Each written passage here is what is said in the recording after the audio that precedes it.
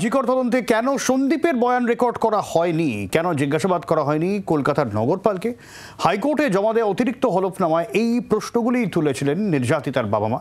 যদিও বিষয়টি ডিভিশন বেঞ্চে বিচারাধীন থাকায় তাদের আবেদন গ্রহণ করেনি বিচারপতি তীর্থঙ্কর ঘোষ। আরজিকর কাণ্ডে সিবিআই তদন্তে অসন্তোষ প্রকাশ করে কলকাতা হাইকোর্টে দ্বারস্থ হন নির্যাতিতার মা বাবা।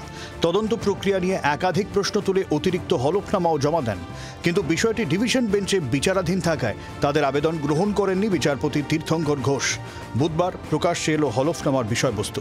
নির্যাতিতার মা বাবার তরফে জমা দেওয়া অতিরিক্ত হলফনামায় বলা হয়েছে, তথ্য প্রমাণ নষ্টের ক্ষেত্রে সন্দীপ ঘোষের হাত থাকতে পারে, কিন্তু সিবিআই এখনও তার বয়ান রেকর্ড করেনি। 8 এবং 9 আগস্ট সন্দীপ ঘোষের মোবাইল টাওয়ার লোকেশন এখনও যাচাই করা হয়নি। মোবাইল এবং হোয়াটসঅ্যাপ কলের রেকর্ডও দেখা হয়নি। সন্দীপ ঘোষের গাড়ি চালক এবং দেহরক্ষীর বয়ান রেকর্ড করা হয়নি। অভিজ্ঞ বিরূপাক্ষ বিশ্বাস ছাড়াও সিবিআইকে 9 জন ডাক্তারের নাম দিয়েছিল নির্যাতিতার পরিবার। তাদের বিষয়ে তদন্তই করেনি কেন্দ্রীয় গোয়েন্দা সংস্থা। মূল অভিযুক্ত সঞ্জয় রায় সেমিনার হল থেকে বেরোনোর পর কোথায় গিয়েছিল সেই বিষয়ে কেন রিপোর্ট নেই? কলকাতার নগরপাল সহ 3 শীর্ষ পুলিশ কর্তাকে কেন জিজ্ঞাসাবাদ করা হয়নি?